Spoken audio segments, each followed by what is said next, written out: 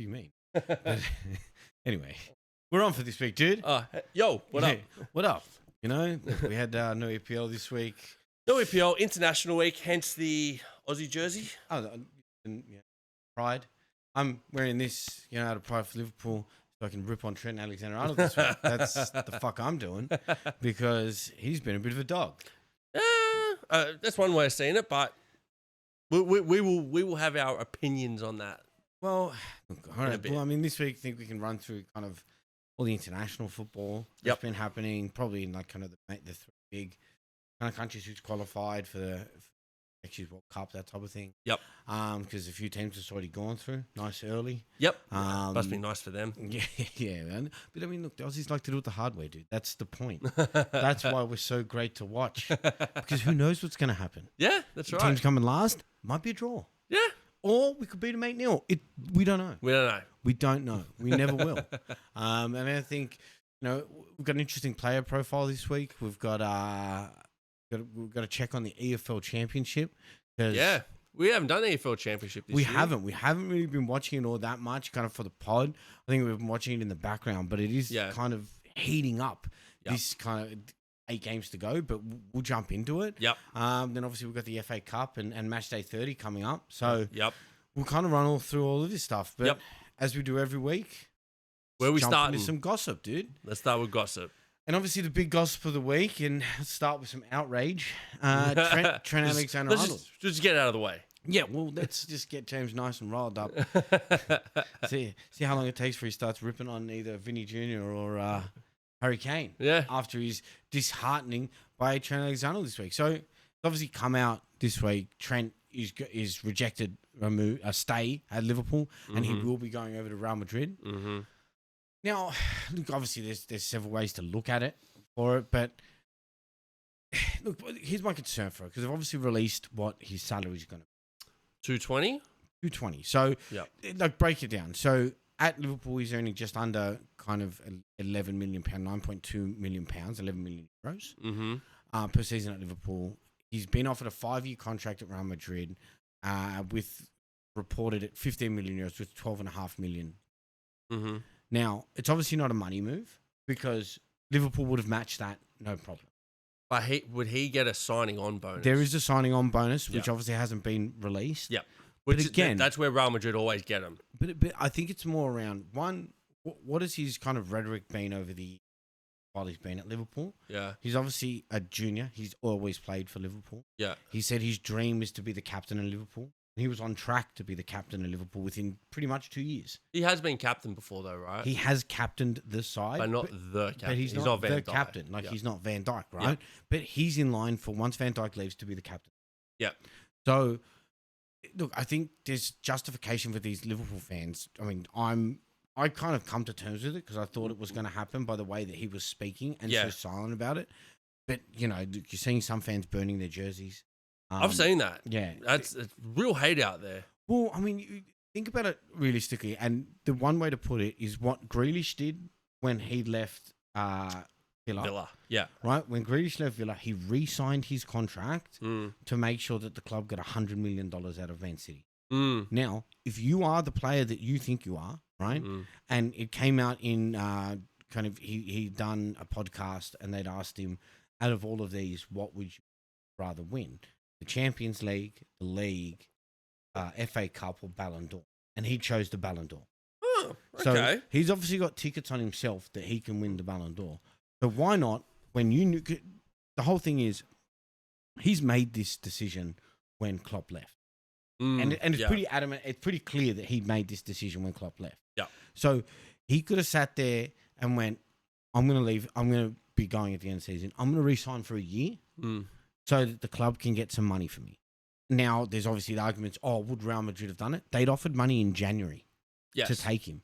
So, obviously, Real Madrid want him. He's part of their team. If he'd re-signed for a year prior to the January transfer window, they would have paid money to get him. So, he's lifelong, grown up for the club. We've given him the opportunity. Klopp developed him into the player that he is, regardless of how many times he gets dribbled past in a year. Just to note, it's the most in the world. Yeah. But, look, if you want to go off and become that player, please do. But again, every player that's kind of ever done that with Real Madrid has not. Michael Owen did it after he won the Ballon d'Or. Did not eventuate. So we saw Coutinho leave to go to Barcelona. Didn't eventuate. You got to remember, he's a big player for us and a world-class player for us. But I don't think that that's going to happen at Real Madrid. I think he's going to become a squad player. He is still going to be, I think he's the 4th highest paid player there. So he's going to be behind Vinny. He's behind Mbappe. He's behind Jude. Yep. And I'm pretty sure he may also be behind Rodrigo. We'd have to look into that. Or one of the centre backs. Militao or Rudiger maybe. Potentially. Because he came on a free. He's not going to be the main guy there like he was at Liverpool. Yep. So I want to see, one, how he's going to deal with that. Because like it's more the way he's left, not the fact he's leaving. Yeah. That I think everyone's upset about. Because, like I said, he could have easily re-signed for another year or two and got Liverpool 50, 60, $80 million. Or pounds, I should say. Or euros, however you want to chop it up. However you want to work it out. But instead he's going for free, getting his own money, and then continue on. Because that salary is not like he's getting a huge jump. Liverpool would have paid him more to stay. And obviously he feels like he can win more. Obviously the sweet redemption for any Liverpool fan is that we versed them in the Champions League, hopefully a final, we're able to beat them. That is obviously, that would be sweet justice, but yeah, obviously a lot would have to happen for that to happen. Well, I mean, look, I think there's obviously big plans for Liverpool to sign players. It's come out. You're going to have to, yeah. Well, I think FSG have committed to giving Slot money so that he can build the team that he wants to do. There's obviously some good signs that, some big strikers and, centre backs as well as fullbacks are going to come in. Yep. But look, that's obviously the biggest news. I've just been laughing at all the memes that are coming out where Liverpool fans have taken him out of that corner against Barcelona. And they've now put Andy Robertson and Endo in different ones. It's a horrible cut and paste, but yeah. Horrible cut and paste. I mean, look, I don't think that they're media geniuses, but what they are is they're obviously hurt by it. I get it. Yeah. He didn't talk to media about it. He never came out and did anything to kind of give anyone. He could have come out 6 months ago and said, "I'm going." Yeah. At the end of the season, I'm going. I think. And now the argument is, does he get a sending off? Well, I think a lot of Liverpool fans were hoping that he was going to re-sign, which gave you that little bit of hope, which hurts more. But like you said, if he had come out and said, "Look, I'm not going to re-sign. I'm going," like especially January. That's when you can technically negotiate with clubs, right? So if he came out in January and said, "Look, I want to try something different. I want a new challenge, something like that," right? And he goes, "Yeah, look, I don't want to be. I love this club, whatever, right?" But it was just so much uncertainty for so long, and he's never really shown any sort of, I don't want to say remorse, but any sort of like care about the way he's gone about it. He's just kind of gone, I'm leaving. Fuck yous. It's kind of what it feels like. It is. If Reece James had come out and did the same thing, like I'd be cut too, because he again, Chelsea Junior, he played for us as our captain. He is our captain. Yeah. Right. So if he came out and did it the way that Trent did it, I would be. To be fair, upset too. They did approach Reece James. Real Madrid. There was all the rumours that, I think it was either Real Madrid or Barcelona. There was rumours that he was going to go. They were pursuing him. He came out straight away on Instagram or Twitter and said, "I'm not going anywhere." Right? He addressed it immediately. He nipped it in the butt straight away. Yeah, and even if it was, I am considering my options, and whether or not I'd be here at the end of the season, I don't know. Yeah. But I am a player that does want to win trophies. I sit there and I go, all right, well, you've let us know. Yep. We understand where we stand. And you give him a nice sending off. Yeah. But I think now it's up in the air whether or not he gets that come leaving Liverpool. That's going to be real interesting, especially because, like, let's be real, you guys are going to win the title, okay?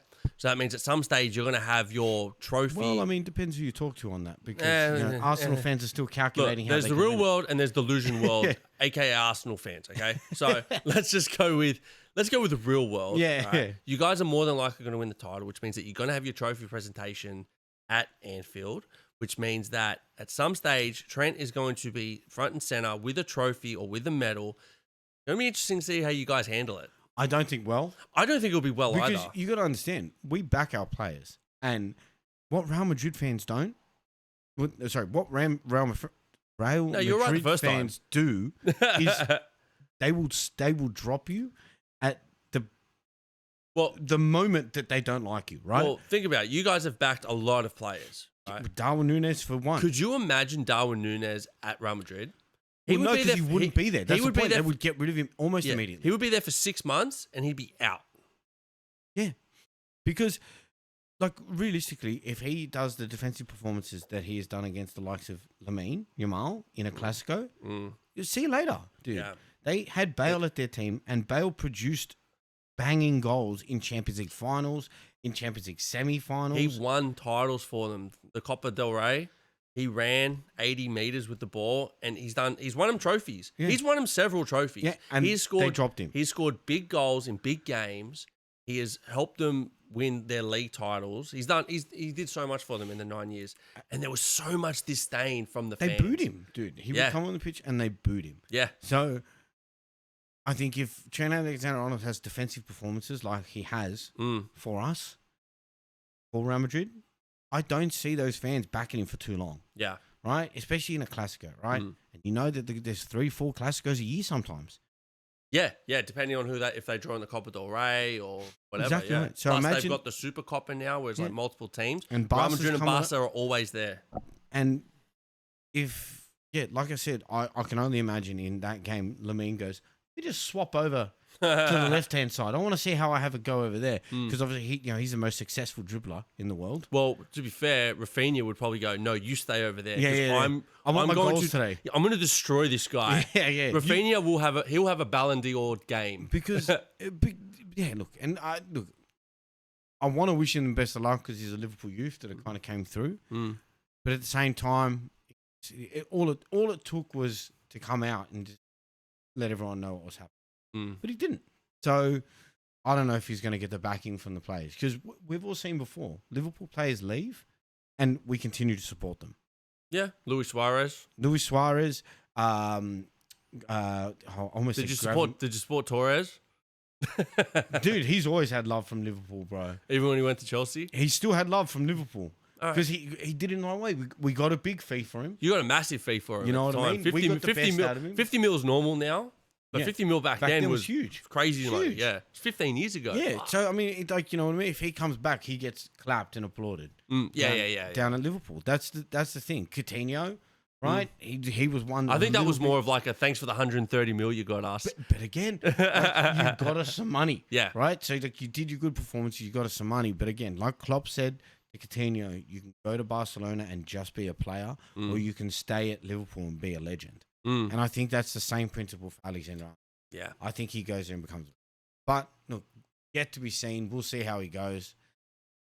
Moving on to less disheartening. Look, I can't wait to see him at Real Madrid. It's going to be another Galactico. It's going to be mad to see them, like how they put this team together from a football perspective. Well, I don't imagine he's going to be able to push into the midfield like Liverpool let him do. I think they will. I think that Tchouaméni and Camavinga will have a lot more defensive duties to deal with. Yeah. Let's just see how long that they can take that for. Yeah, exactly right. I think they will eventually work it out. But it's going to be interesting to see how they put that squad together because it's going to be a star-studded squad. It's a squad full of talent. All right. Fuck yeah. And it's just see how the talent works with each other. Yep. Because like we've seen in Liverpool, we let Alexander-Arnold shine. Yep. He has the right to go forward. He has the ability to play that ball in. He has the right to go into the midfield and take over someone else's position and make them slot in. Like Dominic Szoboszlai would slot in and do his defensive duties while Alexander-Arnold went up. Whether or not they're going to accept that at Real Madrid, we'll see. They'll work it out. They're a good enough team and they've got a good enough manager to work that out. Well, either that or Ancelotti just... It would be bittersweet if he just gets benched. That'd be unrealistic. But before I shed a tear, let's move on. We've got this week. So the Rangers over in the Scottish League, Scottish League, Scottish Premier League. So the Rangers Ultra Group this week hoisted up a banner. I love a good ultra group. Yeah, we need more of them. We do, and they need to be more violent. Yeah, because I haven't seen a nice scene of someone getting beaten in a while. It's been a while, especially with the cameras out there. You think you'd find something. This is actually a more tame kind of situation that they've got themselves in. So they've hoisted up a banner that reads, "Keep woke foreign ideologies out and defend Europe during the recent Europa League match against Fenerbahce." Mm-hmm. So the UEFA has deemed this has deemed the messaging and branding to be racist or discriminatory. Well, one, they don't talk about race. Like, wokeism is not a race. That's an ideology. So that's interesting that they come out like that. I'll put it up on the screen so you guys can make your own judgment. So what was it? It was racist or deemed offensive? Is that what it was? Yeah. So this is it. Offensive to who? Woke. That's what I don't understand, right? Keep woke foreign ideologies out. Defend Europe. There is nothing about race in there. No, that doesn't make any sense. No, and they're literally just telling people their opinion on woke ideologies. So it's highly confusing to me on why it is offensive, whether it is racist. But at the same time, this has now resulted in a $30,000 fine to the club, to Rangers. And then a partial stadium closure suspended, which is, a partial stadium closure, which means the fans can't attend. Yep. But that's a suspended sentence over a 2-year period. Yep. So if it happens again, if they do something else, then it's off. Yeah. Yeah, exactly right. So the Rangers have issued kind of 2 strongly worded statements on the matter, insisting they will issue lifetime bans for those responsible. However, and I thought this was interesting, right? So it's the ex owner of Crystal Palace was on TalkSport. Yep. And this is his quote for it. "There's nothing racist or discriminatory about what the banner suggested. Yeah. UEFA say there is, but that's because UEFA are being allowed to say it." Yeah. So they can have an opinion about something. Yeah. And then just go, well, that's our opinion on it. Yeah. That's exactly what it is. Yeah.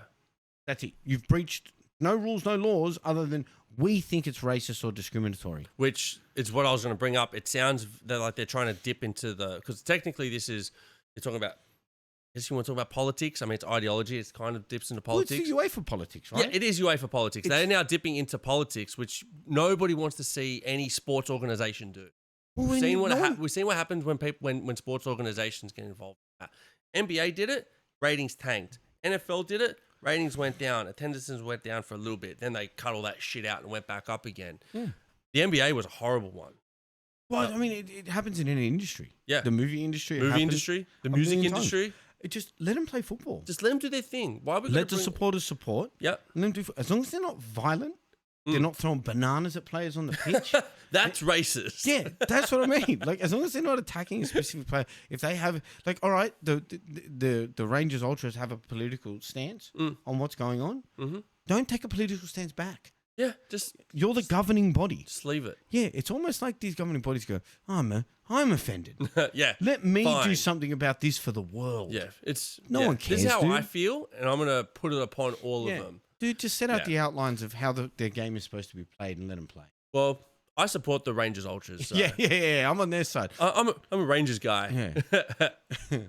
Now, look. Last piece of gossip before we kind of move on to some of the international. Yep. And I thought this was kind of pertinent to put in because there's been so much talk lately about Jamie Carragher and his comments that he made about the AFCON tournaments. Yeah, saying it's not a serious tournament. It's not a serious tournament. It's not a professional tournament. Now, it's a tournament that runs, every 2 years? The African Cup of Nations? No, every 4 years. It's the same as a Euro or right. Yeah. So, but the only difference is that they played in January instead of June or July because that's when it's the coldest time for them. Yeah, of course. Yeah. When, I mean, it's probably not the kind of look. Anyway, this kind of sheds some light around the professionalism and kind of what Jamie was saying, right? So Nigeria's Flying Eagles have been thrown into an uncertainty after the shocking withdrawal of the Ivory Coast as hosts of the 2025 Under-20s African Cup of Nations. Mm-hmm. So this is 30 days before the tournament was supposed to kick off. The Ivory Coast has withdrawn for political reasons. Have withdrawn from the tournament. So the abrupt withdrawal has left the African Cup of Nations in a race against time to secure a replacement host or risk postponing the tournament. One potential solution could be Morocco.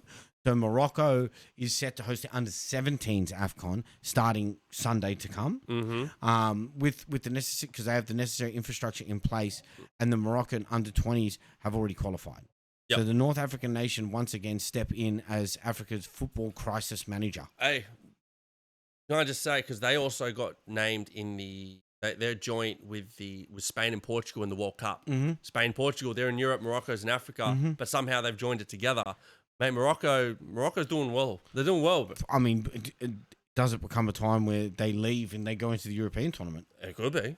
Because, I mean, look, we saw Australia do it with Oceania, going out of Oceania and going into Asia. You look at even like North American teams moving to South America to expand the CONMEBOL league, or the Copa America. They expanded it, so there could be no reason. I would love to see Morocco in the Euros. I think they'd be very competitive. Well, I mean, you just think about the logistics of it, right? Because these guys have all of these players, which some are professional players playing at clubs, right? They've had them come over, ready to play a tournament, join up with their nation so that they can start getting ready, and now they don't know. They've got to reschedule all the hotels that have been booked. They've got to reschedule all the planes and flights that they have. They've got to get these guys from one country to another.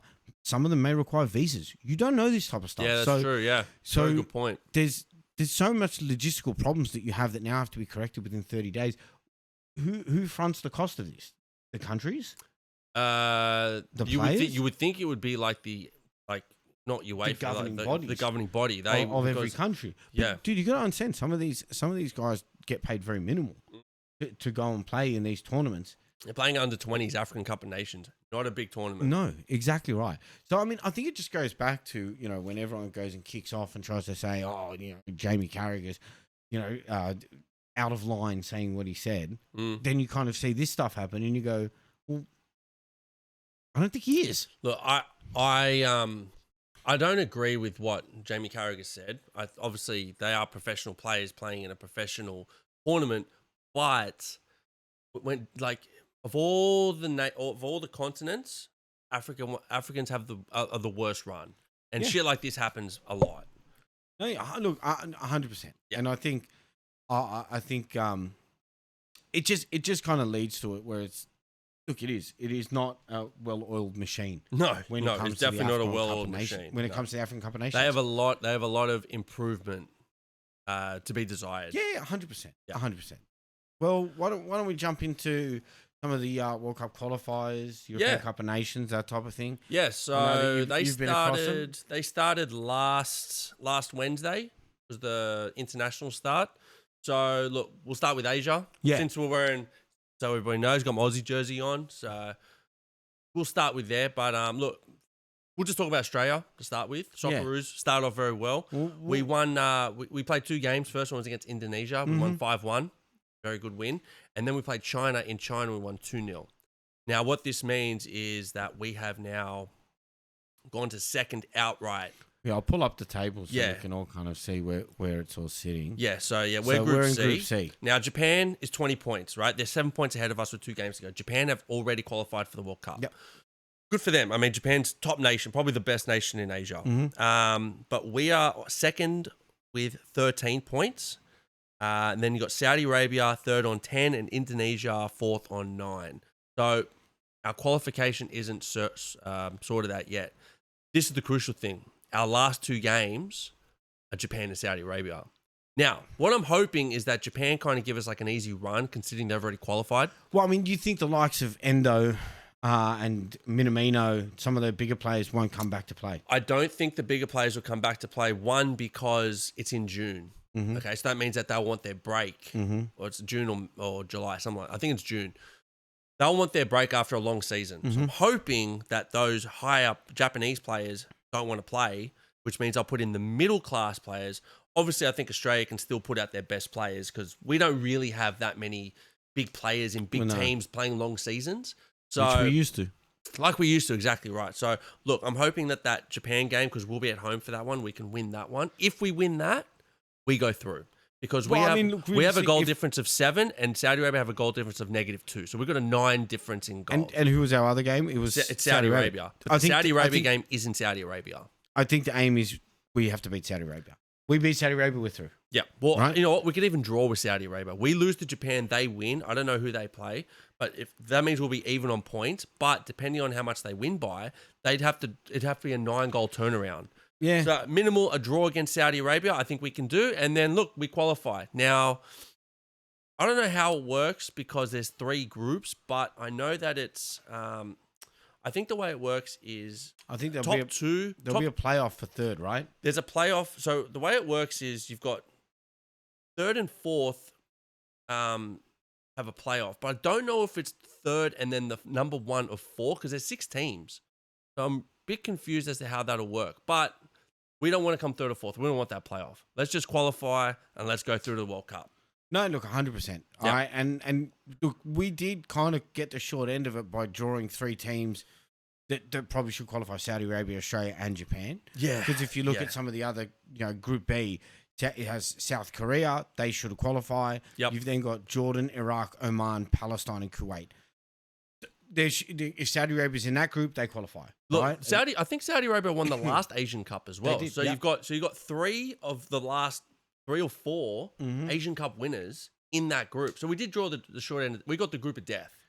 Yeah, and look, we come a second in it, which is great. So hopefully we can progress through, and then we'll go to we'll do Conan Bowl. So Conan Bowl is South America. South America.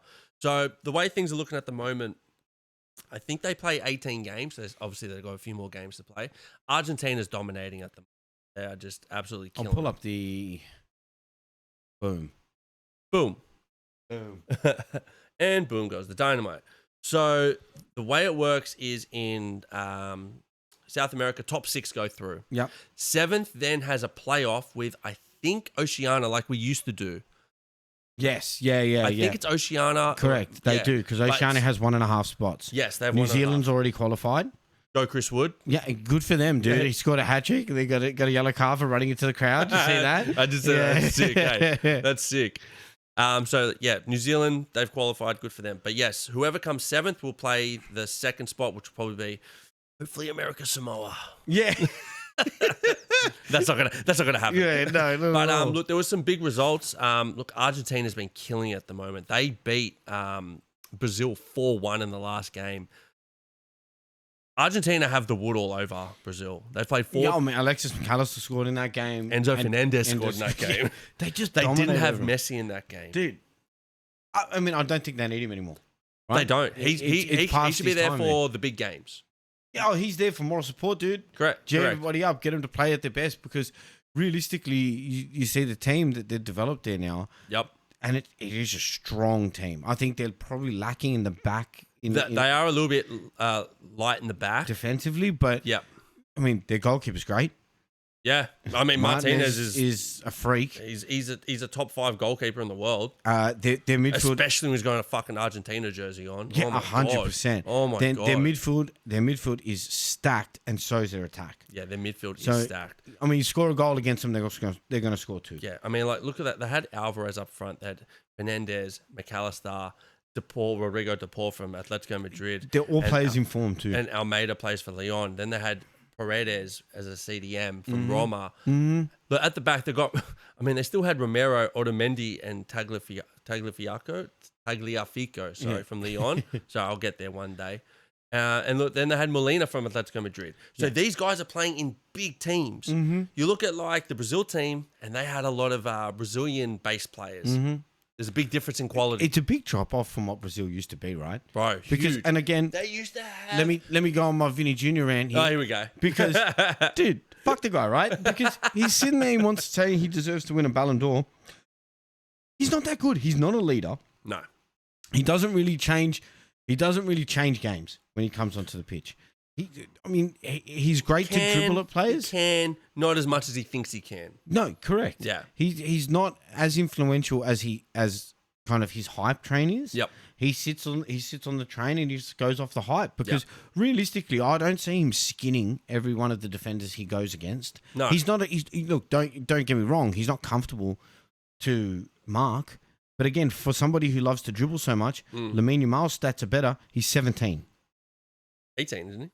Oh, he had a birthday. Yeah, I know. Yeah, he had a birthday in between. Oh no, but all the point, he's 18 years old. Yep. He's been able to do what he's done. Yep. And do it at a better level than what Vinny Jr. does. He did play striker in that game. Not to mention, Rafinha had to go and usher him off the pitch. That was disgusting. In the game because he was trying to waste the game time. before. I think it was against Paraguay. Yeah, because they had to run over and make sure he got off the pitch because if he got a yellow card, he'd be suspended for the Argentina game. So it's great. He's still not, what's the word? Still not... He's not mature enough. Mature enough. But when you look at someone like Jude Bellingham, bro, he's 21, mature as fuck. He's young. So he's younger. He's than younger. Him, and he takes control of a game. Yeah. So, I'm not convinced on the guy. But if we just stick to this, we'll just quickly go through the ladder. Argentina's first on 31. They've qualified. It's not official yet, but they've pretty much qualified. Yeah. Ecuador is second on 23. Which is interesting, right? Because I think they're doing very well for the team. Ecuador's got a pretty good team.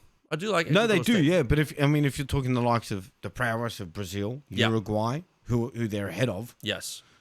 Colombia is down there. Colombia, yep, which I think a lot of people thought they'd be doing a little bit better, but that's how it is. Then you got Uruguay third on 21, equal with Brazil on 21, equal with Paraguay on 21, and then Colombia's on 20. So that's your top 6 at the moment. Venezuela is 7th, so they've got the playoff spot, and Bolivia is just below them on 14. Yeah. I mean, look, I always find it interesting, right? Australia left Oceania because they only had half a spot for the World Cup. Yep. And now it's opened up and it's 1.5 spots. You kind of rather be in Oceania at the moment. Oh, dude, if we play in Oceania, we'd dominate it. We'd win. I don't know. New Zealand's not easy, dude. They're not easy, but New Zealand does have bigger players than we do. I think we got a better team than New Zealand. But anyway, that's South America. So we've run through 2 of the 6 continents, and then we've got kind of the biggest. We had the Nations League. Yes, the Nations League. Was it semi-final, quarterfinals? We had the Nations League quarterfinals. So the first games we had. So we had. Where are we? We had. Okay, so we had Italy, Germany. Germany went through. Well, these were, and just to obviously bring it back, it was a two leg matches. 2 legs, yep. Obviously the first legs, I think there were some interesting results.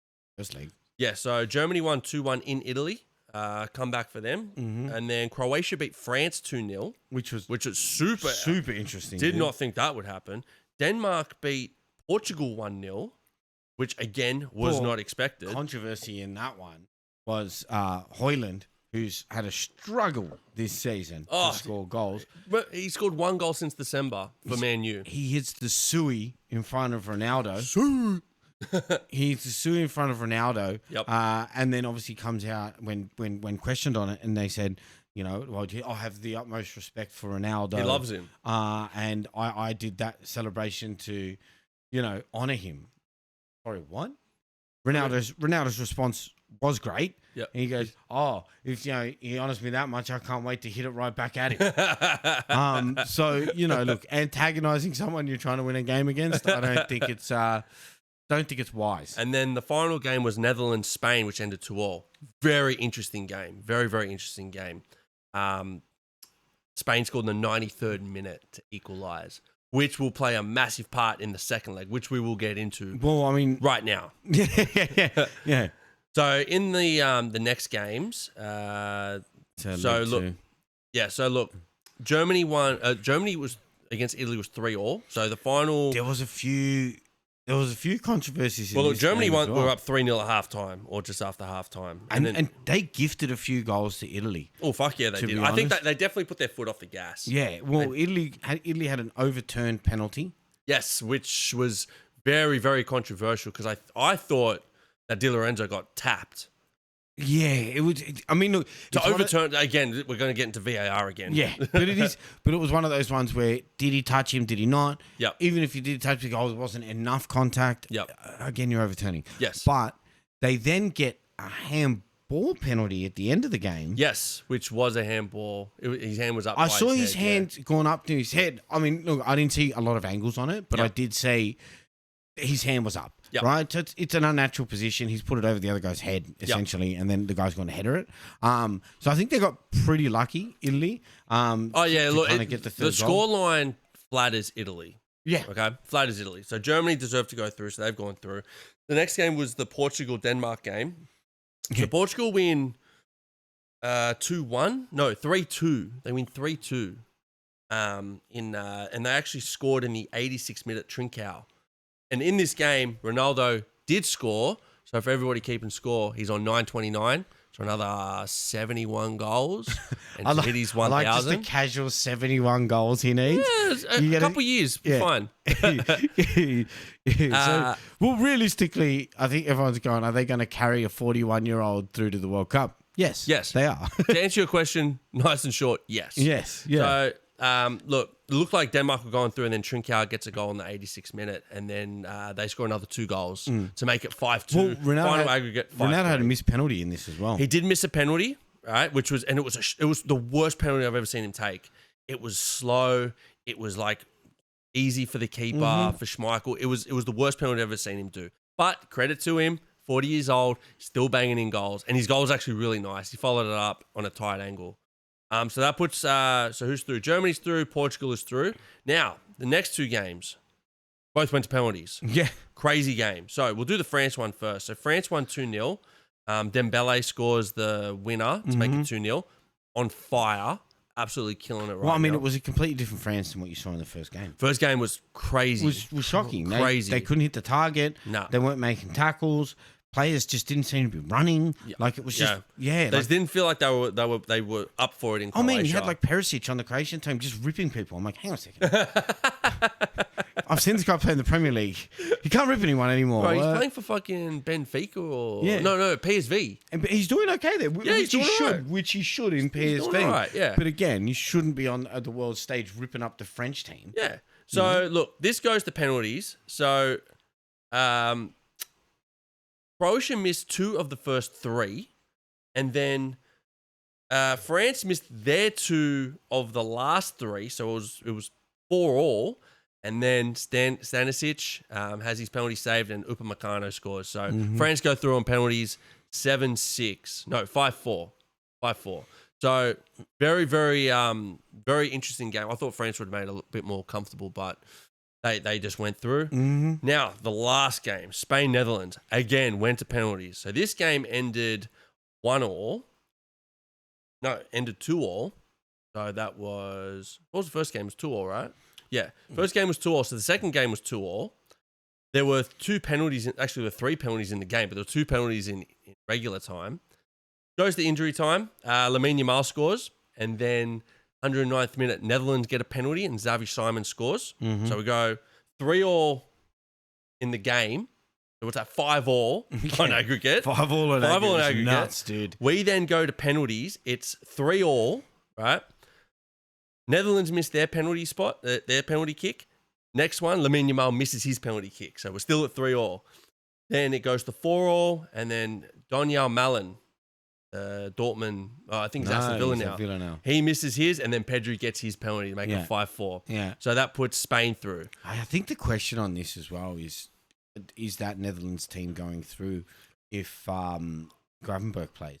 Man, I like that Netherlands team, eh? Dude, Gravenberch, Rendiers in the midfield. Rendiers, He's crazy, dude. Yeah. That pairing in the midfield is crazy because Gravenberch turns out and Rendiers runs through. Yeah. It's a crazy pairing. And then you've got Xavi Simons in there as well, just sitting outside the box. You've also got De Jong. It's Frank nuts, De Jong, dude. right? And then up front, this is who they started with, right? They had Gakpo, Kluivert, Frimpong, Depay. Yeah.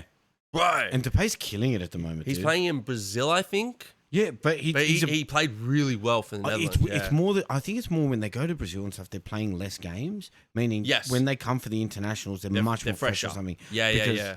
But I mean, look, that takes no credit away from Spain, right? Huijsen, 19 years old, is pinging the ball around the pitch like crazy. And Juve sold him for 15 million. Peanuts, yeah. 15 million. Yeah. It looks like he's now going to go for his release clause at like 40 or 40. Crazy. He'll go to a big team, and whoever picks him up is going to be loving Oh man, obviously every team's in for him. Liverpool's in for him. We're going hard. I'm sure we'll be in for him. You'll be in for him. I'm sure City will be in for him. City will be in for him. Bayern probably. Maybe not City because they did just they did just buy a bunch of centre backs.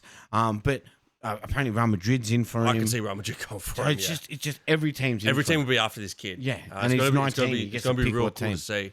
Now, who we got? We've got the semi-final. So we've got Germany, Portugal, which I think Germany's going to go through. I think Germany will go through too. I think that they're a bit more well drilled. They'll be ready. But again, we're talking about the Spain team, dude. This World Cup's going to be crazy. It's going to be good if you think about it, because it's all these young players that are just fucking freaks. Yeah, like dude, the likes of Ritz in Germany, Musiala in Germany is crazy. The only thing I think that they're lacking in is a striker. Yes, they are lacking a striker. They've got a couple of options there, but no one that's really as prolific as some of the others. Well, I'll tell you who they had. So the games against Italy, right? They started Kleiners. He scored. He scored a header in that game. Yeah. So he's from Mönchengladbach, but he's 29. But it's more about their midfield. So they've got Musiala, Sane, Kimmich, Stiller, Angelis from Stuttgart. I don't know him. Goretzka. And then they got Mittelstadt from they've Stuttgart got Ritz as well, who I think might be injured. He's not playing. He didn't play, yeah. Then they've also got Gross on the bench. You know, they've got players, so that'll be interesting. But then you look at like, Lamine Yamal for Spain, Pedri and Xavi. They're still young too. That's what I mean. Like all these teams that are coming through have the ability to win the World Cup. Yeah, all of them do. And who's going to do it? I don't know. Australia. Yeah. Represent, baby. So look, that Germany-Portugal game, I think Germany. Yep. Then we've obviously got the Spain and France game. Dude, I'm calling it now. I think Spain will win. I think they'll win the whole thing. And you can add another trophy to this ridiculous run that the Spanish Federation has had. Well, dude, and they're not going to slow down. Yep. They're only going to speed up. Yep. You've got these young players coming through. Like, so what? They're two centre-backs. They're two main centre-backs now. You've got Huysen at 19. Yeah. Then you've got, what is it? The Barcelona centre-back as well. Oh, I think it's about the Real Madrid centre-back. He's 19 as well. Yeah. Then you've got the Barcelona guy who's 18. Yeah. Who do you pick? 17 maybe. Asensio, that's the one I was thinking of. Asensio, who just re-signed for Real Madrid as well. And there's a 17-year-old that Barca have too. Yeah. And then you look, they've still got Nico Williams, and they've still got Oyarzabal, who's the striker, right? Then you've still got Zubamendi, who's only 26. Then you got Lamine Yamal. You got Dani Olmo, who's only 26. You got, it's insane, what I mean? Dude. Their team is stacked. So it's insane. I think Spain will win. I think Germany will win. I think Spain will win the final, and they will just have another trophy added to this ridiculous run that they're on. Dude, it's fucking crazy. Yeah, because look, I think the European teams are obviously going to dominate. I don't think the South American teams, only Argentina, have the ability to kind of challenge them. And again, most of the Argentinian games you're seeing are against other South American teams. Yeah, so they're dominating quite hard there. I'm interested to see what they can do against the European teams. Yeah, because I think the European teams definitely have the strongest lineups. Yeah, that's for sure. Yeah, but look, let's move away from internationals. Yep, and let's take a look at the EFL Championship. Yes, right? No, we'll take a quick look at it because. One, this kind of tournament, it's a crazy one in the sense that... Well, competition, not a tournament. Sorry. the competition is a crazy one because let's look at the kind of top teams. So, looks like Leeds United and Sheffield United are kind of the front runners here. Yep. Now, I mean, amazingly enough, Sheffield United lost 2 points. Due to disciplinary reasons? Which, if we're looking at the table, right? So Leeds is first on 80, Sheffield United second on 80, and Burnley's third on 78. So they're not solidified yet. And there's 8 games remaining, right? Plenty of time. So plenty of stuff can happen. Obviously, how this league works is obviously a promotion league. Yes. So the 3 teams will get promoted. The top 2 teams automatically get promoted through. Correct. Yep. And then the third team goes into a playoff, which is 3rd till 6th. Yeah. Which all plays off against each other. So 3 play 6, 4 play 5 in a 2-leg. I think it's a 2-leg. Yeah, it is. It's correct. A 2-leg, yeah. And then the final is a 1-legger. Yeah. Yep. Yeah, English teams love the 1-leg final. Yeah, that's fair enough. Which I mean I like as well. Yeah, because any team can win on any day. Yeah, there's no gamesmanship. There's no wasting time. There's no nothing. You get in there, you win the game. Yep. So it can go anywhere. But look, I think the interesting thing about this league is obviously, look, the top two teams is most likely going to be the Burnley, Sheffield United, or Leeds, which is so funny, yeah. They obviously dropped down last season, and now they're looking to go straight back up. So 2 of the 3 are going to yo-yo automatically back up. Yeah. And we said Southampton, Leicester, and Ipswich are going to drop back down. Which are the 3? So they're just swapping again. Yeah, it's just fucking deja vu. Well, it's the parachute payments that they get when they come down as well. They right? need it. They do need it, which is good. But So, it gives you such a leg up to get straight back into the Premier League. Well, it does. And now I think the most interesting part of this is obviously going to be from 3rd all the way down to about 13th, where there's a possibility for the playoff spot. So if we look, obviously, Burnley on 78 is going to compete with these guys to get into those automatic spots. But it's more 4th down, which is open. 4th down is open. So you've obviously got Sunderland at 69, and then if you go all the way down to Norwich, let's be real, Sunderland is solidified a playoff spot. Most likely, yeah. They've got a playoff spot. They're more than likely 9 points. 9 points off 4th. I mean, they're most likely going to get a playoff spot. Off 3rd. Oh, sorry, off 3rd. 10 points off 5th. Yeah, so they're pretty much stuck with 4th. The 5th being Coventry, right? Lamps. Hey, Frankie Lamps. That's your boy. Yeah. He's obviously gone and taken over management. Where were they when he took over? 18th or something? No. They were like 20th. Yeah. 21st, something like that. They were close to relegation. Turn their season around. They've won. Which is insane. I think they had won 7 in a row at one stage. They were just going on this ridiculous run, and they've just bolted. They've rocketed up the table, and now look at them. Now they're potentially going to be in a playoff spot. So congrats on Frank Lampard for that. I think the other shout out for this is Burnley. They've conceded 11 goals in 38 games. Yeah, that's like a goal every 3 games. Yeah. That's crazy. A bit less, 2.8 games or something. Something like that, yeah. That's insanity. Nuts. Yeah. So I think this is kind of one to watch to see how this league unfolds. Yep. Because, I mean, I'd love to see Sunderland come back up. Yep. Sunderland till we die. Sunderland till we die needs another season. I want it back. And if they've been filming this season, this is the season you want to see, dude. I love the Wrexham. Welcome to Wrexham. Yep. Very good watch. But I want another Sunderland till I die because I loved it. It's the supporters at Sunderland, right? Yeah. That's all they've got. Well, it was also... So it's like a movie, right? The hero has a decline, right? You need to start supporting him. And you're like, all right, we've seen them at their worst. They were in League One. I want to see them fucking make it back up. I want to watch how the team goes, how the supporters go. Yeah. I want that 3rd season of Sunderland till I die. Was it when they had Jack Rodwell there? Oh, remember? Fuck. And the guy runs in and slams the door closed. Yeah, because he wouldn't leave. Because he wouldn't leave? Because he didn't want to take less money? Yeah. Fair enough. And now look at them now. Now they're 4th in a playoff, potentially in a playoff, like probably 80% likely to be in a playoff spot.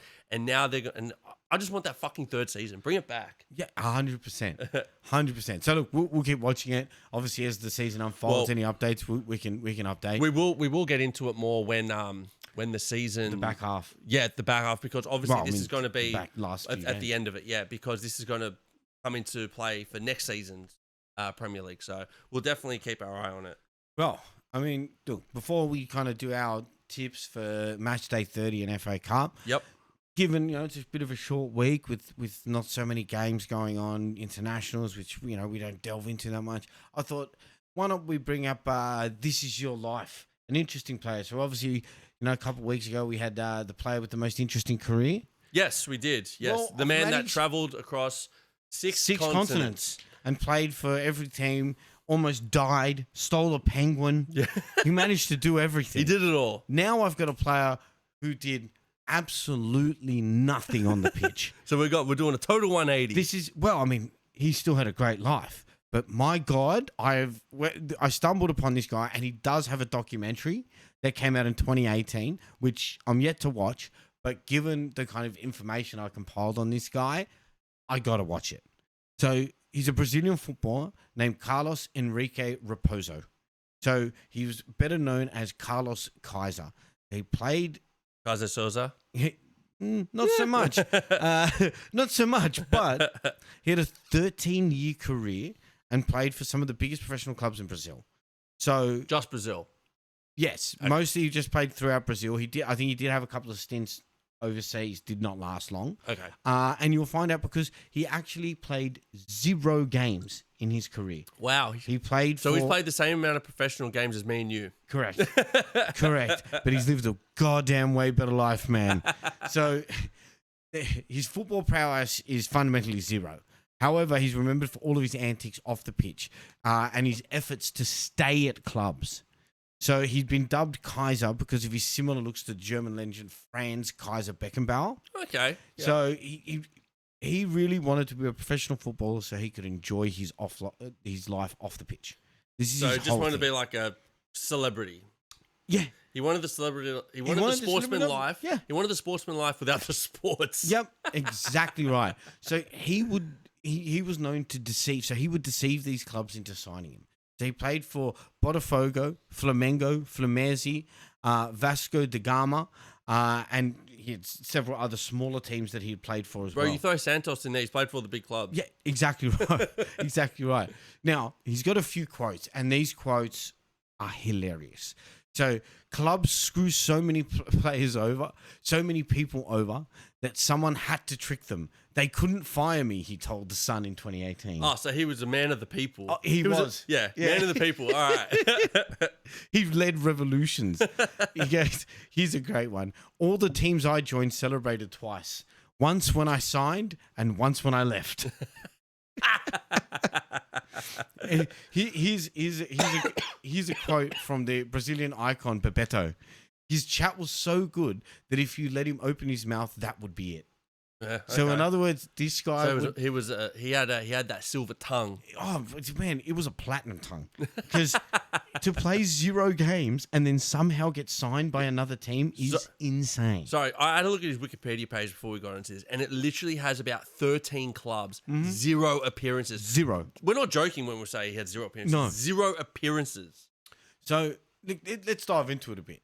So once signed to a team, Kaiser used his reputation to live a party lifestyle, boasting that he had slept with more than 1,000 women. Nice. He even pretended to be to show off his friends and fellow Brazilian footballers. So Gaucho, who's a legend for Brazil, he would go to women at nightclubs and show videos of Gaucho scoring goals for Brazil and claim it was him. So, What era was this, by the way? 70s? Yeah. 80s? Yeah. This is well before mobile phones and social media and all of those. So when he was showing the girls, it was a VHS tape. Yeah. He wasn't whipping out his iPhone. I can tell you that much. So every night I would be in nightclubs until the early hours of the morning, from Monday to Monday. Excellent. In fact, I was never in a fit state to train or play in the morning. That is a direct quote. I would love to just be in the same team as him, just to see what sort of energy he had for the team. This is the thing. He goes, I made sure that I was seen with the greatest Brazilian footballers. Just being a football player made me a magnet for women. Excellent. His whole life's goal was to bang as many women as he could. Here's another one. I was addicted to sex like Michael Douglas. I would sleep with at least 3 women a day. Wow. That's okay. Great numbers, dude. Hey, that's a great average. Great numbers. So that he can enjoy his life as much as possible, the Brazilian would come up with excuses along the way to get out of training and matches. Because obviously he didn't have the skills. So he had to get out of training, he had to get out of matches so that he could keep the facade going on. He would pay youth team players to injure him. That's so good. He used his grandmother dying on several occasions. So that he imagine he forgot the same club. My grandmother died. Again, my other grandmother. How many grandmothers do you have? Lesbians. One team even reportedly paid for a witch doctor to take a look at him, only for Kaiser to tell them that he planned to stay injured for the rest of my life. I mean, if it's working, why would you change a winning formula? It's insane, dude. But the most famous excuse actually led him to be rewarded by a Brazilian gangster and the owner of the Brazilian club Bangu at the time. His name's Castor de Andrada. Sounds like a gangster name. Yeah, 100%, dude. Which, I mean, I don't think you want to fuck with people like this. No, I don't think so. So during a game, he'd been told to warm up ahead of an appearance from the bench. Yeah, he would have been like, fuck. Yeah, he goes, why is he so sweaty? He hasn't even warmed up yet. So apparently he's there trying, getting the warm up in, starting to freak out. So Kaiser jumped over the fence and started fighting with the fans physically, resulting in him getting sent off before even coming on as a substitute. He's then explained what happened following the match in his documentary. So Castor de Andre comes into the change room and he said his quote, when he comes up to me, I say, God has taken both my parents away, but gave me another father who they accused of being a crook. Okay. So I lost it and went for them in the crowd. Damn. Oh, you know what? That is smooth. Yeah. So in other really words, smooth. the fans started going that the owner of the club is a crook and a criminal. So he jumped in and just started punching on for him. He goes, this is his quote back to the owner, but don't worry because my contract is up next week and I'll be off. Then the owner calls the supervisor and said, double Kaiser's contract and extend it for 6 months. The guy's a legend. Oh my God. And it was not just for himself, but with Kaiser's teammates remembering him fondly. So he was always willing to do favors for the players. Yep. Including World Cup winning captain Carlos Alberto Torres. Mm-hmm. He would get them into nightclubs because he was so prolific throughout the nightclubs. Well, he would have been like the popular. Everyone would remember him at the nightclubs. He would have his own booths. He'd have everything. So he knew how to put a good night on. Yep. But then on top of that, he would bring women back from the club to the hotel for his teammates. So they didn't have to go out, and they always they reaped the benefits of his debauchery. Consequently, he was protected in the squad. So an owner would come down going, we need to get rid of him. And the players would go, no, you can't get rid of him. He's our club morale. You've got to keep him. Club morale, like, it would be through the fucking roof. Yeah, that's it. So whenever a club president want to get rid of him, the players would band together, say no, and that would bring a lot of value to the club. So they bonded through Kaiser. So he essentially was the mascot. He kind of reminds me of, I'm watching Entourage at the moment, right? He kind of sounds like he has the party lifestyle of Vincent Chase, but he has the job profile of Johnny Drama. Yeah, dude. So he's living an Entourage lifestyle. He's got two personalities. He's a bum who picks up chicks. It's exactly what he is. That's awesome. Good for him. It's great, right? He's obviously just getting paid to do fuck all. He does it. And now, obviously retired from football. Yeah, because I think he's in his 60s now. Lives his party lifestyle, but he's now working as a personal trainer exclusively for women. Oh, of course. He doesn't deal with men. He can live off the pitch without any distractions on it. Wow. But can I just say that is we've gone from the most interesting man ever to the most pointless career, but his off-field antics were just next level. Let's just look. Here's a few photos, kind of him that we can jump into. The 60s and 70s. Yeah. So you obviously got he's here on the left. He's here on the left. Obviously out at a nightclub because I don't think you're going to get many pictures of him on the pitch. There he is again at another nightclub. With the old collared shirt and the jumper around the shoulders. He's very classy there. Fashionable guy. This is the documentary for anyone that's interested in watching it. So on Spotify, it's called Kaiser. Yeah, Kaiser, the greatest footballer to never play football. I know I'm going to be watching it.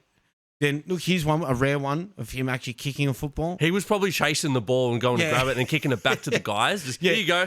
He was actually just standing there. Somebody kicked it across screen. It was just a photo taken. Look, here's him, not too sweaty. The other guys look like they've just gone through a lovely game. This also kind of looks like he looks hungover as well. I've woken up a couple times like that. He's got the bags under his eyes. I've had a horrible night. That's Diego Maradona. That's not him at all. But, it made the cut. But I'm sure they were friends and they partied together 100%. Oh, for sure. That's how you bring Brazilians and Argentinians together. Yeah. Cocaine, women, and booze. Yeah. It brings everybody together. But look, I mean, that's kind of a nice... That was like This Is Your Life segment. Yeah, that's it. So what was his name? Kaiser?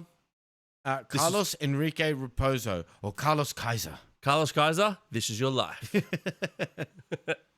Well, we've got the FA Cup coming up this weekend. Yes, we do. So why don't we delve into kind of our predictions, what we think is going to be happening for the games. But, I mean, look, I think the first game that we've got coming up this week in the FA Cup is Fulham and Palace. Yep.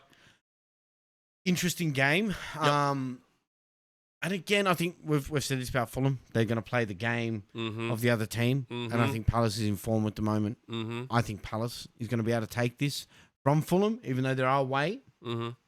I've tipped Palace. I'm going to go draw, and I'm going to put Palace to win on pens. Okay.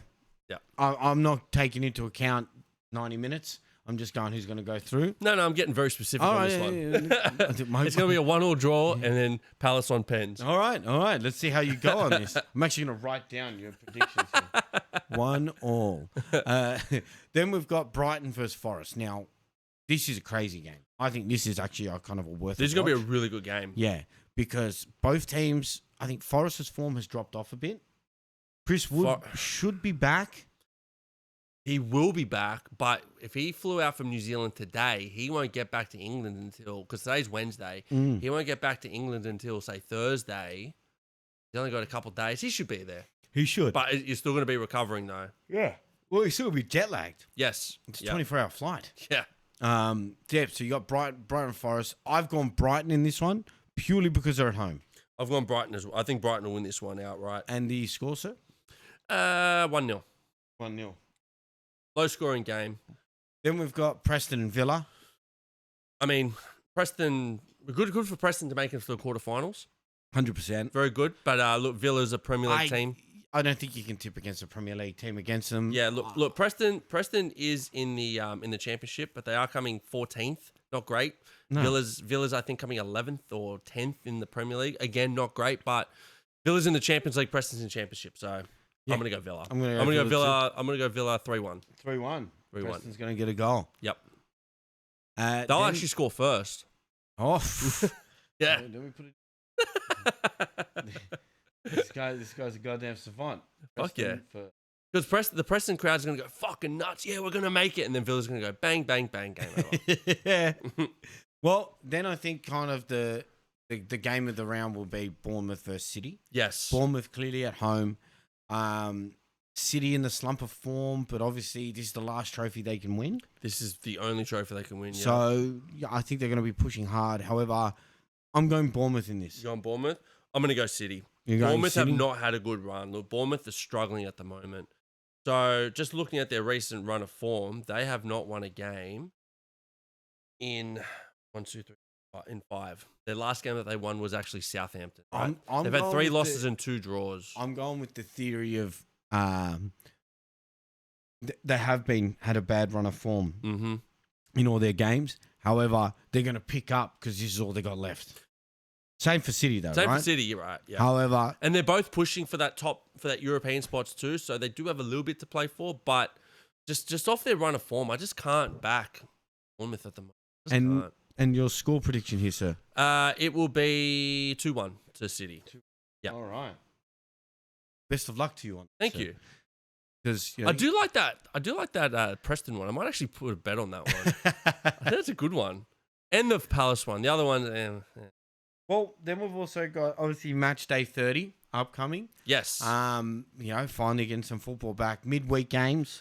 Yes. Obviously off the back of the FA Cup as well. So yeah, FA Cup is Saturday night through till Monday morning, and then the Premier League is Wednesday. So we are going to do our predictions today for next week. But when we do our thing next week, our podcast next week, we still won't have all the results up. No. So we will. Or we might, depending on what day we do it. We'll work it out. Yep. But if, we'll see what we do next week. But for this week, what do we run through, see what we think? So we've got Wolves, West Ham. I was tossing up in this one, dude, because I thought, Cunha's still out. Yes. So he's obviously the biggest goal scorer. And we've sat there and said, without Cunha, I don't see how they score goals. But they've been scoring goals. But they did. Strand Larsen is on fire. Yes. And they're producing at the same level they were with Cunha. Yeah, they are, yeah. I've gone Wolves. They did beat Southampton and they did draw with Everton, but they are scoring still. Everton's been able to pull draws against everybody. Yes. So, I've gone Wolves in this. I was tossing up between draw and Wolves, though. I've gone draw. I just don't know how to split the two.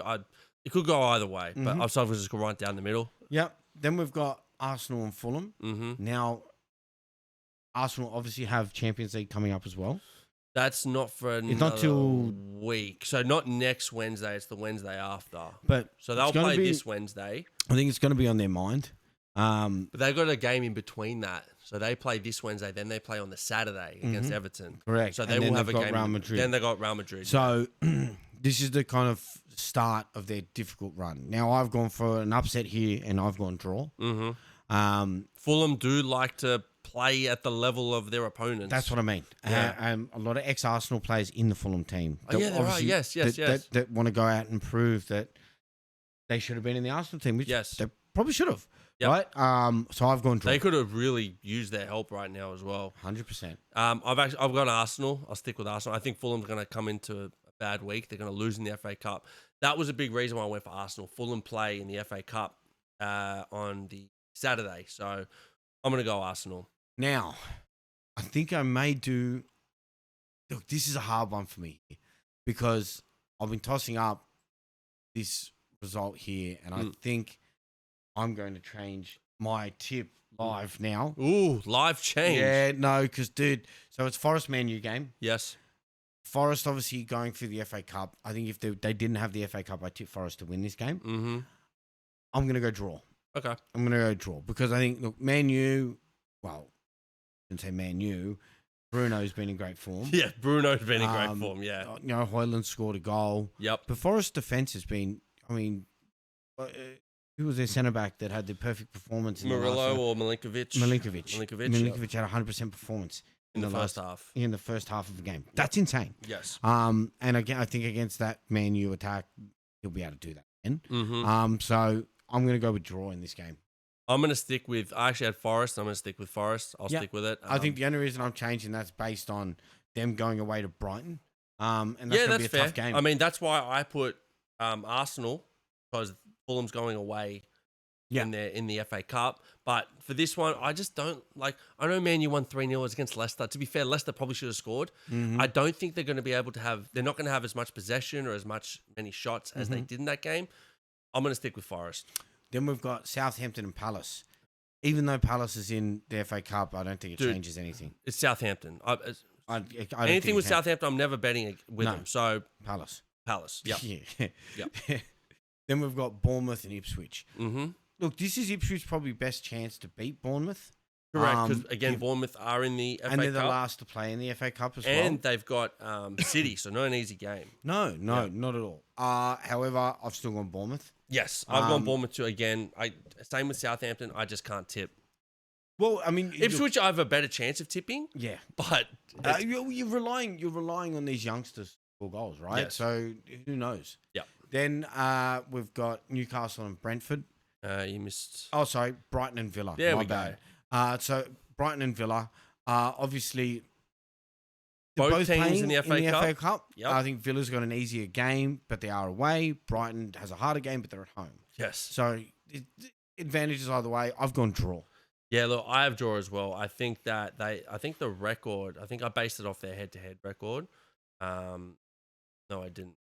Just all over the show. Yeah. But look, I just think that Villa's playing well. Brighton's playing really well. I couldn't really split. To be Villa's won the last 5 games. It's got to come to a stop at some stage. I think it'll be here where it'll be a draw. Well, then you've got Newcastle, Brentford. Yep. Newcastle's form dipped a little bit. Then they came back, beat us in the cup final. I think that's going to ride them to the end of the season. And I think that they're going to be kind of back into form. I think a lot of their players are looking for their next step, Ishak especially. They're obviously fighting for Champions League. I think Brentford's season's pretty much where it's going to end. Brentford, yeah. Yeah, so they're gonna be at middle table. They've had a good season. They've scored quite a few goals. I think to build on, but I'm going with Newcastle in this one. They're at home. I've actually gone Brentford. Nice. Reason why? Their away record has fucking turned in the back end of this season. I don't know how, and I'm just riding that. I'm riding that wave, that away wave that they've got. The last games, I think last 7 games between these teams has been no draws. So I've gone Newcastle or Brentford. Newcastle did play well against you guys, but the away record for Brentford, I just couldn't look away from that. So fair enough. I went with the away record. I've gone with Brentford. Then we've got Liverpool, Everton. Huge game. Oh, I can't wait for this game. Huge game, dude. I It's cannot wait obviously for this. revenge game. Obviously, we had that draw at the final game at Goodison. Yep. Not the final game. The final Merseyside derby. Yes. At Goodison. Obviously, we've had the disappointment of getting knocked out of all of the cup tournaments on the end of it. In a week. Alexander-Arnold leaving. It's just a lot of crushing stuff happen. I just see us coming back, bouncing back, and just coming with a win. So I've said Liverpool to beat Everton. Well, Slot came out and he said that he expects your players to come out and not just like think, oh, you got like a 12-point lead, it's game over. He wants you guys to finish it. And I don't see a better spot to start that finish than against Everton. Everton at Anfield. At Anfield. So I've gone Liverpool too. That's interesting. You normally go draw in these situations. No. This one, and this will be David Moyes' first loss. And I can't see any better script than Liverpool completing that at Anfield. And then the final game of the round. You missed another game.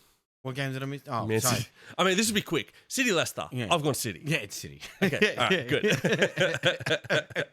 Took up a whole 5 seconds. Yeah. Then we've got the final game of the round, Chelsea and Tottenham. Look, Chelsea is so out of form. Dude, but Tottenham is so hot and cold. It's two teams where you don't know who's going to show up. I don't know who's going to show up Is either. Cole Palmer going to play? I don't know. I think he will. I think he was made injured, so he didn't have to go and travel. So that way he could stay at Chelsea and recover because he's played a lot of games. No, 100%. Yeah, so I get think that. I think that was like a bit of a fake out. But look, I've gone Chelsea in this game. Always go Chelsea. So I'm going to stick with Chelsea on that one. I've gone draw. Yep. I've gone draw. No, it's fair. It's fair result. It's a fair. We've got a lot. There's of a lot of results. different ones. This could be make or break for both of us. Well, I mean, you could definitely catch me, or I could fly ahead and leave. Exactly, you fly ahead and... Or we could just both imagine we split just the get like... difference. We could split it, yeah. We both just get 5. Super interesting. Yeah. Yeah. So, look, we'll see how we go. Again, with the kind of fantasy stuff, we'll put that up on Instagram. Yeah, look, because of the FA Cup, we're not going to put up anything... Well, I've got to see who's going to get injured, Yeah, right? we're going to see if any injuries happen. We need to see who comes back from the international as well. We saw with Buddy Palace, Mateta gets kicked in the face and hasn't been playing. Yeah. So we got to see what's... And I know that a lot of players are starting to come back now. I saw Nicholas Jackson is back in training now. So I think Madueke is close to come back to training too. So there's a lot of moving pieces which we still don't know about now because we still got another week until our first game. So before the Wednesday games, we'll post up who we're going to... what changes we're going to make to our fantasy. Yeah, for sure. If any. Yeah, if any. Yeah. Yeah. So, look, thanks for the other week. And again, get stuck into that documentary, dude. Go the Socceroos. Yeah, that's it. Thanks, everybody. Thank you.